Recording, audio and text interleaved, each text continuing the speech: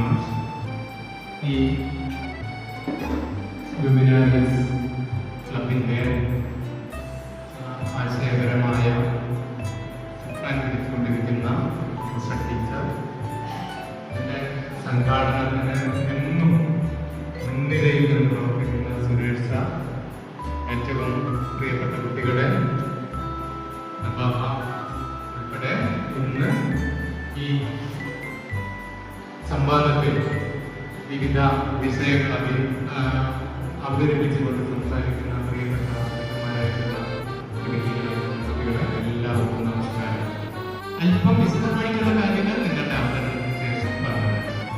വെറും 2 വർഷമായിട്ടേ ഉള്ളൂ നിർമ്മിത ബുദ്ധി എന്ന് പറയുന്ന ആർട്ടിഫിഷ്യൽ ഇന്റലിജൻസിന്റെ ഏറ്റവും ഭംഗിയുള്ള ഒരു ആവിഷ്കാരം നമ്മുടെ ലോകത്ത് രൂപപ്പെട്ടത്. 2023 നവംബർ മാസത്തിലാണ് ChatGPT എന്ന് പറയുന്ന ഒരു ഇതുവരെ ഇല്ലാതിരുന്ന ഒരു വ്യത്യസ്തമായിട്ടുള്ള ഒരു കമ്പ്യൂട്ടർ സോഫ്റ്റ്വെയർ പ്രോഗ്രാം രൂപകൽപ്പന. നമ്മുടെ നിത്യജീവിതത്തിന്റെ ഭാഗമായി മാറിക്കഴിഞ്ഞിരിക്കുന്നു. ഒരു ഉപകരണം പോലും പ്രവർത്തിക്കാതെ നമ്മുടെ ഒരു ദിവസം പോലും കടന്നു പോകുന്നില്ല എന്നാണ് വിചാരിക്കുന്നു. ഈ ആർട്ടിഫിഷ്യൽ ഇന്റലിജൻസ് എന്നത് ആരോഗ്യ മേഖലയിലും കാർഷിക മേഖലയിലും വ്യാവസായിക മേഖലയിലും ബാങ്കിങ് തുടങ്ങി ജീവിതത്തിന്റെ സമസ്ത സന്ദർഭങ്ങളിൽ നമ്മൾ ഇത്രത്തോളം സ്വാധീനിച്ച ഒരു സാങ്കേതിക വിദ്യയുണ്ട്. പിന്നെ ഈ ആരോഗ്യ മേഖലയുടെ കാര്യത്തിലാണ് ഏറ്റവും കൂടുതൽ എടുത്തു പറയേണ്ടിയിരിക്കുന്നത്. എന്താണെന്ന് വെച്ചാൽ അനന്ത സാധനങ്ങളാണ് ഈ ആരോഗ്യ മേഖലയിൽ ഉള്ളത്. ഓക്സിജൻ ലെവൽ എന്നിവയൊക്കെ ഡോക്ടറുടെ ഡിവൈസിലേക്ക് പോസ്റ്റ് ചെയ്യുകയും ചെയ്യുന്ന ഡിവൈസുകൾ ഇപ്പോൾ ലഭ്യമാണ്. അപ്പൊ ഒരു റിപ്പോർട്ടർ ഇന്റർവ്യൂ ചെയ്തപ്പോ ആ സോഫ്റ്റ്വെയർ അപ്പൊ ഈ റോബോട്ട് നമുക്ക് മനുഷ്യരാശിക്ക് എതിരായി നിന്നൂടെ? അത്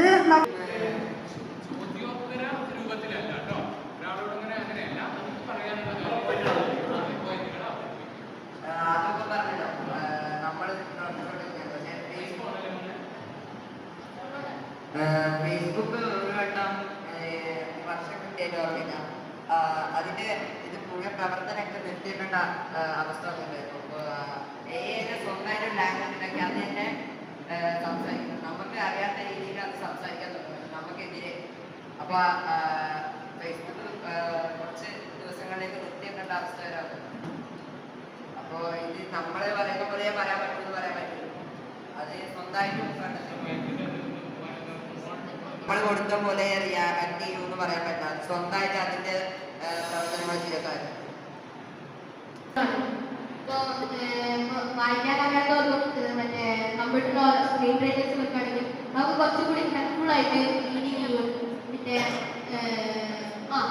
ഒരു നമ്മുടെ ഇന്ത്യയുടെ ഹെൽത്ത് കെയറിൽ വന്ന് ഒരു അതിന്റെ പേര് എനിക്ക് കറക്റ്റ് അറിയില്ല. നമ്മുടെ മലയാളിയാണ്, കണ്ണൂർ സ്വദേശിയാണ്. ആ ചേച്ചിക്ക് ബ്രെയിൻ ലിപി ഇതിലാണ് വായിക്കാനോ എഴുതാനോ ഒക്കെ പറ്റിയത്. അതൊരു ആർട്ടിഫിഷ്യൽ തന്നെ നേരിന്റെ ഒരു ഉപകരണമല്ലേ. കോവിഡിന്റെ സമയത്തില് അങ്ങനെ ആൾക്കാർക്ക് പഠിത്തമിട്ട് ഉണ്ടായില്ല. അത് ഇല്ലാത്ത സമയത്തിൽ കോവിഡ് കാലങ്ങളിലൊക്കെ വന്നാല് ആർക്കും പഠിക്കാൻ കഴിയുകയായിരുന്നില്ല. കാരണം വിദ്യാലയമൊക്കെ ഓഫായിരുന്നു. അതുകൊണ്ട് AI സഹായത്തോടെ ഓൺലൈൻ ക്ലാസ്സുകളൊക്കെ ഉപയോഗിച്ച് കുറെ കാര്യങ്ങൾ പഠിക്കാൻ സാധിച്ചു. എംപ്ലോയ്മെന്റിന്റെ കാര്യങ്ങളൊക്കെ തുടരുകയാണ്. കാരണം ഈ ചെറിയ ചെറിയ ജോലികളൊക്കെ സ്വന്തമായി ചെയ്യുന്നുണ്ട്. അങ്ങനെ ആൾക്കാർക്ക് ജോലി IT മേഖലയിൽ ജോലി കിട്ടാതെ ആയിരിക്കുകയാണ്.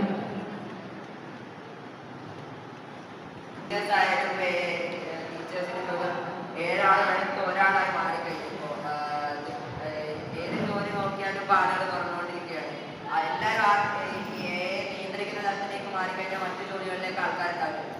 ആർട്ടിഫിഷ്യൽ ഇന്റലിജൻസ് എങ്ങനെ നമ്മൾ പ്രവർത്തിപ്പിക്കുന്ന ആൾക്കാർ മാത്രം പോരല്ലോ, ഇത് ചെയ്യുന്ന ആൾക്കാർ ഇത് ക്ലാസ് എടുക്കാൻ ടീച്ചേഴ്സ് ഇല്ലാണ്ട് റോബോട്ട് എടുത്തിട്ടുണ്ടെങ്കിൽ ഇമോഷൻസ് മനസ്സിലാകാൻ കഴിയില്ല. ഒരു കുട്ടിയുടെ ഇമോഷൻസ്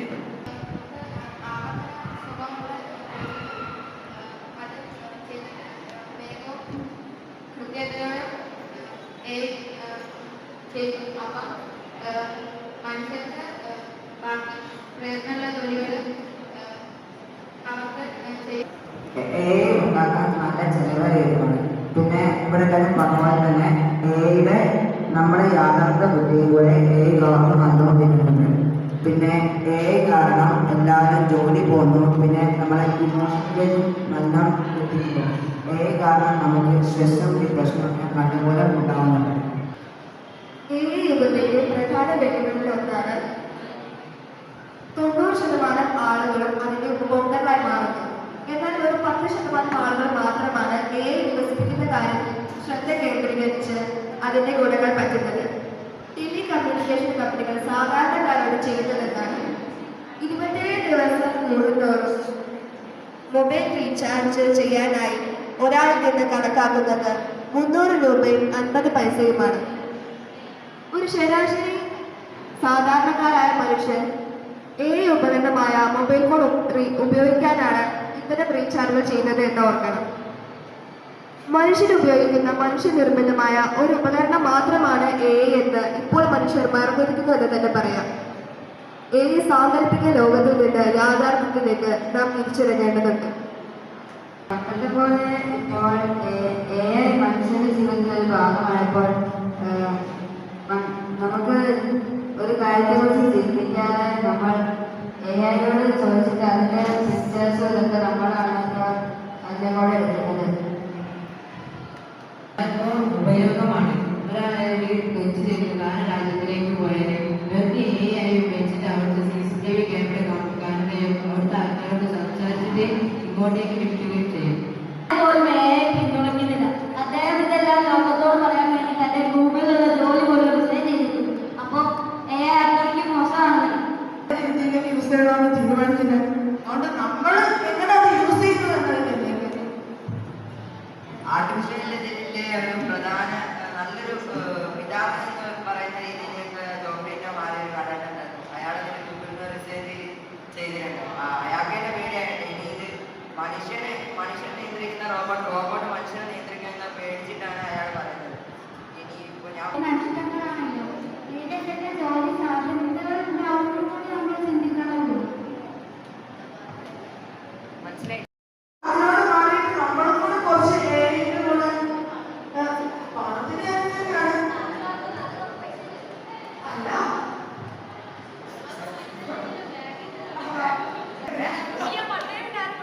കൃഷി പണ്ട് പണ്ട് ബസ് കൃഷി പ്രാധാന്യം നൽകിയാണ് കൃഷി ഇത്ര നിലയിലെത്തി. ഇപ്പോഴാണ് എത്തിക്കൊണ്ടിരിക്കുക. ഇപ്പോൾ പ്രാധാന്യം ആർട്ടിഫിഷ്യൽ ഇന്റലിജൻസിലേക്ക് മാറിക്കൊണ്ടിരിക്കുകയാണ്. ഇപ്പോൾ ഉപയോഗിക്കുന്നത് മെഷീൻസ് ആണ്.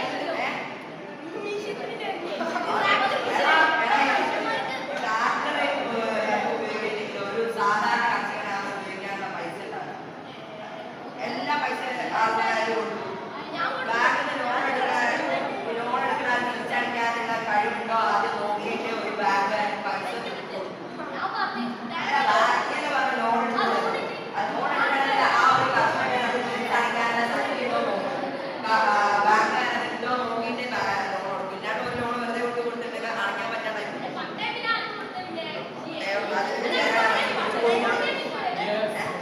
ജീവിതം സക്സസ്ഫുൾ ആയ 5 ആൾക്കാരുണ്ട്. വെറും 5 ആൾക്കാരുണ്ട് പറയുന്നത്. വെറും 5 ആൾക്കാർ ജീവിതം സക്സസ്ഫുൾ ആക്കിയ 5 ആൾക്കാരുണ്ട്. പക്ഷെ അവരൊന്നും അങ്ങനെ അറിയുന്നില്ലല്ലോ. പക്ഷെ നമ്മുടെ സമൂഹത്തിൽ കുറച്ചുകൂടി മെച്ചപ്പെട്ടിട്ട് അവർക്ക് അനുസരിച്ചമായ ജോലി ചെയ്ത് വീട്ടിലുണ്ടാവുമല്ലോ. ഈ കാലഘട്ടമാണ് മാറിക്കൊണ്ടിരിക്കുക. നമ്മളെ തന്നെ മാറ്റിക്കൊണ്ടിരിക്കുക. ഇതിപ്പോ ഗെയിം കളിക്കാൻ ഇവിടെ എത്ര പേര് ഗെയിം കളിക്കുന്നുണ്ടാവും? ഓരോ കുട്ടികളും ഗെയിം കളിക്കുന്നുണ്ട്. കാരണം ആർട്ടിഫിഷ്യൽ ഇന്റലിജൻസ് എങ്ങനെയൊക്കെ സ്വാധീനിക്കുന്നു എന്ന് നിങ്ങളുടെ അഭിപ്രായം കേൾക്കാൻ താല്പര്യം. നിങ്ങൾക്ക് അത് പ്രസന്റ് ചെയ്യാം. വളരെ തുറന്ന മനസ്സോടുകൂടി നോക്കട്ടെ. നമ്മുടെ സ്കൂളില് IT യൂണിറ്റ് ഇലക്ട്രിക്കൽസ് തുടങ്ങി ഒരുപാട് അതുപോലെ തന്നെ നമ്മുടെ സ്കൂളുകളിലൊക്കെ ഡിജിറ്റൽ ക്ലാസ് നടക്കുന്നുണ്ട്. അതെന്തിനാണ് വിദ്യാഭ്യാസം വേണ്ടിയിട്ട് നമുക്ക്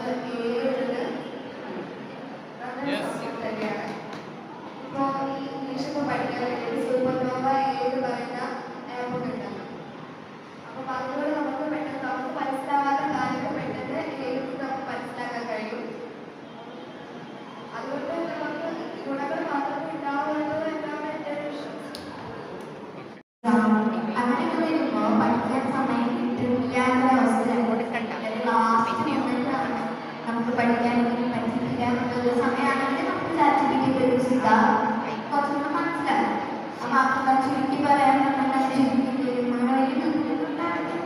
പക്ഷേ എനിക്കിപ്പോ ChatGPT അങ്ങനെ മുന്നിൽ ഞാൻ വീട്ടിലിരിക്കുമ്പോൾ ഗൂഗിൾ അസിസ്റ്റന്റ് എന്നൊരു സാധനമുണ്ട്. അപ്പൊ അതിനോട് ഞാൻ ചോദിച്ചു എനിക്ക് എന്താ പറയാ കുറച്ച് ഏതാണ് ബ്ലൂ കളർ കുറെ കളർ ഞാൻ ചോദിച്ചു. സെന്ററിലൊക്കെ പോയി ചേർന്ന് പഠിക്കേണ്ട ആവശ്യമില്ലല്ലോ. ഇത് ഫോണും കണ്ട് പഠിക്കുകയാണ് കുട്ടികളൊക്കെ ചെയ്യുന്നത്. ഇതിനെ എതിർക്കുന്നുണ്ട്. നമ്മളിപ്പോ കെമിസ്ട്രി പഠിക്കണ്ടേ, കെമിസ്ട്രിയിലെ ഒരു എക്സ്പെരിമെന്റ് നമുക്ക് ഒരു പ്രൊജക്ടറിലാക്കി കാണിച്ചു തരുന്നതാണോ അല്ലെങ്കിൽ ക്ലാസ്സിൽ വന്ന് കാണിച്ചു തരുന്നതാണോ നമുക്ക് കംഫർട്ടബിൾ ആവാം. നമുക്ക് കണ്ണ് കൊണ്ട് നേരിട്ട് കണ്ട് മനസ്സിലാക്കുന്നതിന്റെ അത്ര കംഫർട്ടബിൾ ഒരിക്കലും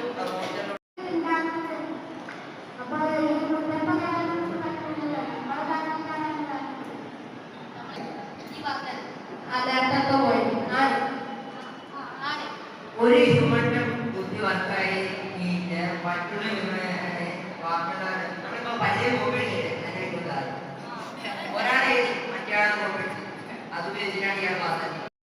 ഇന്ന് നമ്മുടെ ജവഹർലാൽ നെഹ്റുവിന്റെ ജന്മദിനത്തിലാണ് നടത്തുന്നത്. ഇന്ത്യയിലെ ഏറ്റവും ഭീഷണാശാലിയായ ഭാവനാസമ്പന്നനായിട്ടുള്ള പ്രതിഭാശാലിയായിട്ടുള്ള എഴുത്തുകാരനായിട്ടുള്ള ദാർശനികനായിട്ടുള്ള ഒരു ഭരണാധികാരിയായിരുന്നു ജവഹർലാൽ നെഹ്റു.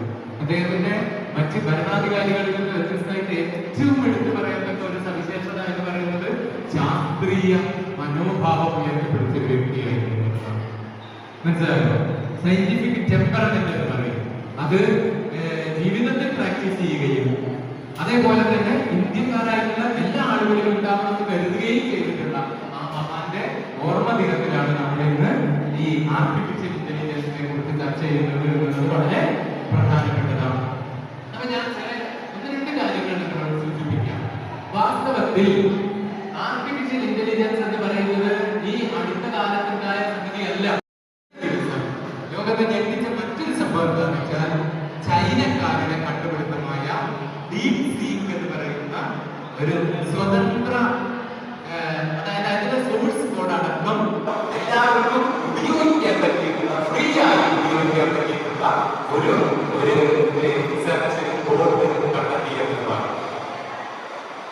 അത്തരത്തിൽ ഇത് ഏറ്റവും സമൂഹത്തിലെ ഒരു വിഭാഗം മാത്രം ആളുകൾ ഉപയോഗിക്കുന്നതിൽ നിന്ന് മാറ്റിയിട്ട് എല്ലാവർക്കും അതിന്റെ ഗുണഫലങ്ങളൊക്കെ അനുഭവിക്കാൻ പറ്റിയ തരത്തിലേക്കൊക്കെ നാളെ നമ്മുടെ സമൂഹത്തിന് പ്രയോജനപ്പെടുത്താൻ പറ്റുന്ന തരത്തിലേക്കാണ് ആ സമയത്ത് ഈ കാര്യങ്ങളൊക്കെ ഗുണപരമായി അല്ലെങ്കിൽ ഇതുപോലെ കുറെ ആശങ്കകളൊക്കെ ഉണ്ടാവുകയും ചെയ്യും. നിങ്ങളെ പോലെ മിടുക്കന്മാരാണ് അതൊക്കെ ഇനി ഇതിനൊക്കെ മുന്നോട്ട് നയിച്ച് ഏറ്റവും പാവപ്പെട്ടവർക്ക് പോലും ഗുണകരമായ ഒരു നേട്ടമുണ്ടാകുന്ന തരത്തിലേക്ക് എല്ലാ സാങ്കേതിക വിദ്യകളും മാറേണ്ടതുണ്ട് എന്നാണ് എന്റെ ഒരു അഭിപ്രായം. ഓപ്പൺ ആവുന്ന ഇത് നിങ്ങളുടെ വിരലിൽ വെച്ചാൽ നിങ്ങളുടെ തമ്പി പ്രശ്നം വെച്ചിട്ട് ഓപ്പൺ ആവുന്നതൊക്കെ ആർട്ടിഫിഷ്യൽ ഇന്റലിജൻസ് വെച്ചിട്ടാണ്. ഒരു പക്ഷേ നാളെ നിങ്ങളുടെ ഡോറിന്റെ കൊണ്ട് നിങ്ങൾ യന്ത്രങ്ങൾക്ക് ബുദ്ധി ഉണ്ടാവുന്നത്. അപ്പൊ സ്വാഭാവികമായിട്ടും അതിനെ തുടർന്ന് കുറെ ചർച്ചകളൊക്കെ ഉണ്ടായി. അദ്ദേഹം ഒരു രണ്ടാം ലോക മഹായുദ്ധത്തിലൊക്കെ ജർമ്മനിയുടെ സൈന്യത്തിന്റെ കോഡുകൾ രഹസ്യമായിട്ട് ചോർത്തി ഡീകോഡ് ചെയ്യാൻ വേണ്ടിയിട്ടൊക്കെ നിയോഗിക്കപ്പെട്ട ഗണിതശാസ്ത്രജ്ഞനായിരുന്നു അദ്ദേഹം.